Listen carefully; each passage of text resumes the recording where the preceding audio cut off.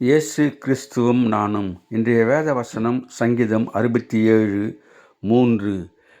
தேவனே, ஜனங்கள் உம்மை துதிப்பார்களாக, சகல ஜனங்களும் உம்மை துதிப்பார்களாக.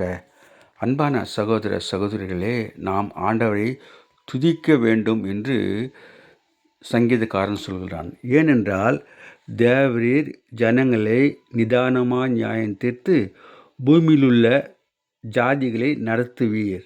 அதலால் ஜாதிகள் சந்தோஷித்து கெம்பீரித்து மகிழ கடவார்கள் என்று சொல்லுகின்றார். அதனாலே தேவன் எங்களை ஆசீர்வதிப்பார்.